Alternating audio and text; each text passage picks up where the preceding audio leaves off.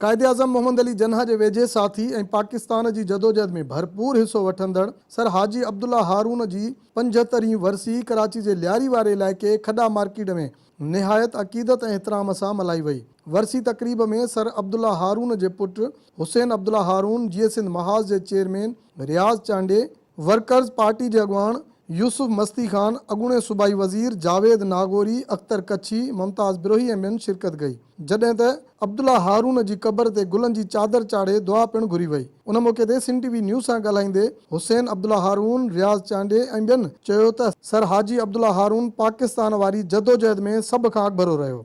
हुननि चयो त अब्दुल्ला हारून कॾहिं बि पंहिंजे असूलनि ते सौदेबाज़ी न कई। जिन्होंने पाकिस्तान बनाया, उन्होंने बनाया अपनी हर चीज़, धन दौलत, हर एक चीज़ कुर्बान की मुल्क के लिए।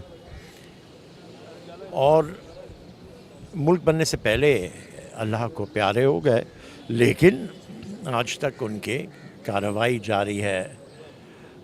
हमारे इदारे सरहद में, बलूचिस्तान में, सिंध में, मुख्तलिफ़ जगहों पे चल रहे हैं। सिंध में का अहिड़ी अस्पताल कोन्हे, कोड़ो स्कूल कोन्हे। मिसाल तौर ते शिकारपुर जी राय बहादुर ओधूदास अस्पताल ॾिसंदव त के मुसलमान माण्हू जो नालो लिखियल आहे अस्पताल जे फंडिंग ऐं मदद में, पैसनि में, त उहो तव्हां उते ॾिसंदव त सर अब्दुल्ला हारून जो ज़िक्र आहे। वो एक ऐसे तारीखी शख्सियत थे जिनकी मैं समझता हूँ बरसी मनाना सही नहीं है, उनकी तो सालगिरह मनानी चाहिए, क्योंकि इस किस्म के सोच के लोग मरते नहीं हैं, वो जिंदा रहते हैं। अब्दुल्ला हारून साहब लियारी ऐं पूरे कराची, पूरे पाकिस्तान जी जेका ख़िदमत कई, ऐं पाकिस्तान जॾहिं पाकिस्तान जी तहरीक हली पे तो उन्हनि जो वॾो रोल रहियो आहे हिन तहरीक में। असां जेके बि लियारी में मुक़ामी माण्हू बलोच कच्छी जेके वेठा आहियूं, इन्हनि ई माण्हुनि जेको आहे माना पाकिस्तान ठहिण खां पहिरियों अची माना ई बल्दिया उज़्मा खां ज़मीन वठी